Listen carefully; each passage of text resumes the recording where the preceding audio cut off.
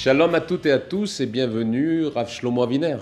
Shalom à toutes et à tous. On continue de parler de l'éthique de l'amour? Que faire? Que faire? Et on va, autre question cette semaine, important qu'on reçoit, le choix du nombre d'enfants.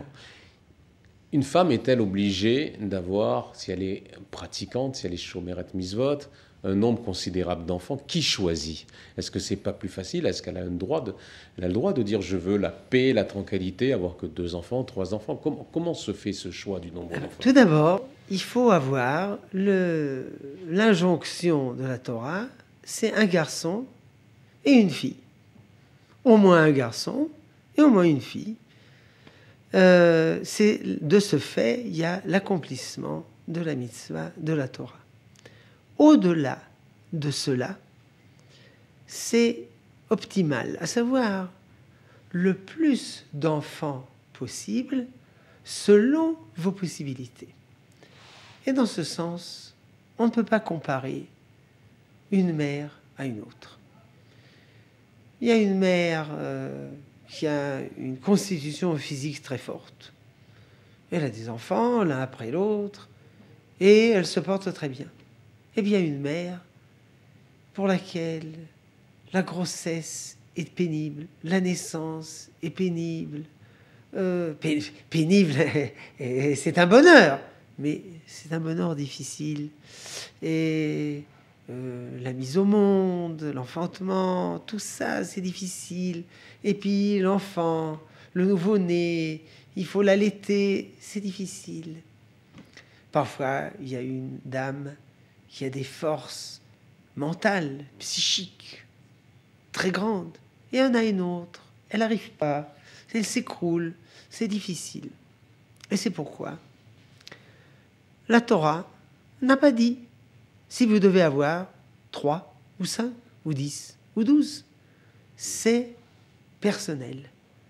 Vous devez avoir, madame, le plus possible, le plus d'enfants possible, selon vos possibilités physiques, vos possibilités mentales, vos possibilités.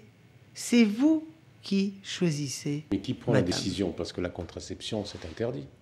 La contraception n'est pas interdite. Ça dépend quand, ça dépend quoi. La contraception n'est pas interdite. Jadis, malheureusement, la contraception était naturelle. Parce que, avant la médecine moderne, il y avait beaucoup de maladies d'enfants. Les enfants mouraient 2 sur 3, parfois beaucoup plus. Et malheureusement, il n'y avait pas beaucoup d'enfants. Maintenant, et je ne parle pas des fausses couches, ça on ne les comptait pas. Maintenant, les enfants qui meurent de maladies d'enfants, c'est rarissime. Et même les fausses couches, c'est rarissime. Théoriquement, on peut avoir un enfant chaque année.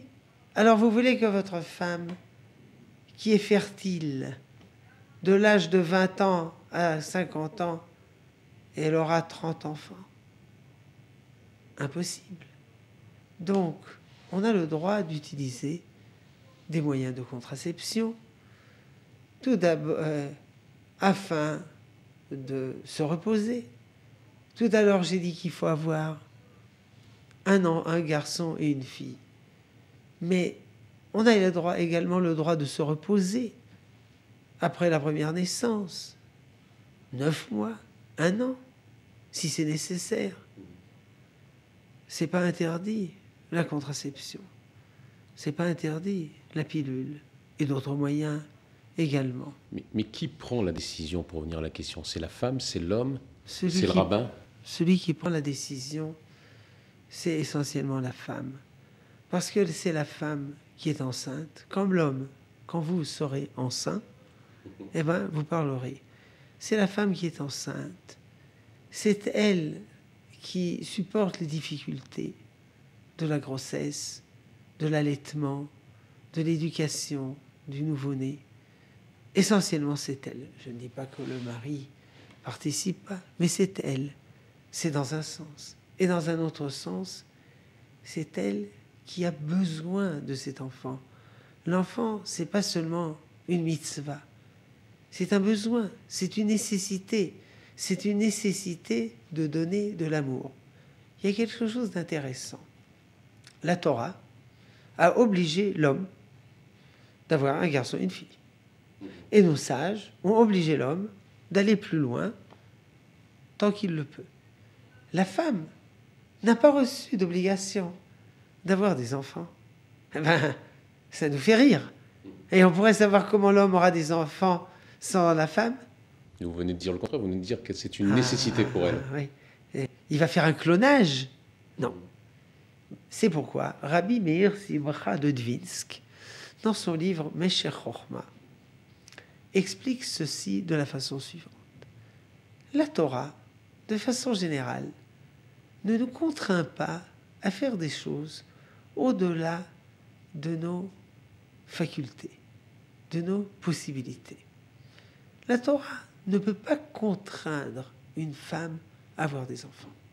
Elle peut contraindre un homme, parce que pour lui, c'est un investissement mineur, mais elle ne peut pas contraindre la femme.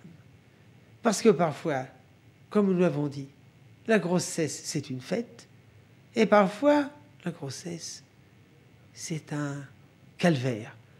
Un calvaire et une fête, mais c'est quand même un calvaire. Donc la Torah ne peut pas contraindre la femme. Mais alors si elle ne contraint pas la femme, alors la femme, elle n'aura pas d'enfant. Pour compenser cela, Dieu a créé en la femme une profonde aspiration à avoir des enfants. Elle veut avoir des enfants. Comme disait Hannah à son mari, qu'elle veut des enfants. Et son mari, Elkana, lui disait, « Mais ne suis-je pas préférable à 10 enfants ?» Réponse, non, non. Donc, la femme, d'un côté, elle n'a pas d'obligation. Elle a des difficultés dans l'enfantement. Elle a une soif profonde d'avoir des enfants. Alors, elle se crée un équilibre entre cette soif d'avoir des enfants et la difficulté d'avoir des enfants. C'est pourquoi cette décision, elle est profondément maternelle. C'est pas une décision du mari. Ça ne veut pas dire qu'on met le mari de côté. Le mari aide sa femme à peser, à décider, à supporter. Il est, comment dire, un adjoint. Et il est de même du rabbin. C'est pas le rabbin qui va décider. Le rabbin aide la dame à prendre la décision, à peser. Parfois la dame, elle a, comment dire, elle est volage. Ah non, il ne faut pas tellement être volage, etc. Parfois c'est le contraire. Elle a mauvaise conscience. Il faut que j'ai un enfant tous les 9 mois. Mais non, madame, vous pouvez vous reposer, etc. Il introduit des éléments moraux et spirituels dans la profondeur de sa décision. Un autre point que vous abordez également dans votre livre et que je voudrais que vous nous expliquiez, c'est que vous dites la femme trouve, un peu complémentaire de ce qu'on disait maintenant, la femme trouve son bonheur dans la maison. Oui.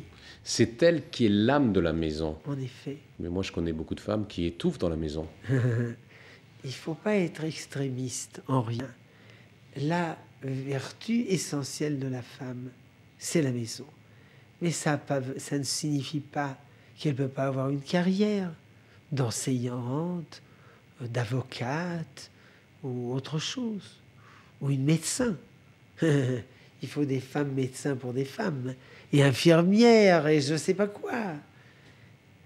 Mais il faut toujours savoir où est le primat. Le primat, c'est ses enfants, c'est la maison. Elle est docteur. Est-ce maison? Est-ce enfant? Est-ce mari? Et à cela, elle ajoute une carrière. La maison, c'est A, la carrière, c'est B. D'abord la maison. Mais ça demande, ça ça a des conflits parce que le mari va rentrer à la maison, la femme, vous dites, elle est docteur, elle est avocate, elle est occupée, elle est du travail, même professeur, il faut qu'elle corrige les C'est vrai. Et c'est les pourquoi examens. il faut toujours savoir quelles sont les priorités. La priorité, c'est la maison, les enfants, le mari. Et ça, c'est quelque chose d'adjoint. Alors, vous donnez un rôle. La société moderne, dans ce sens, elle a commis une injustice en face de la femme. Elle a contrainte, elle a se mesurer, à concurrencer l'homme dans le marché.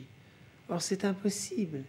Si elle doit être concurrentielle, il ne lui reste pas du temps pour se marier, pour être une mère.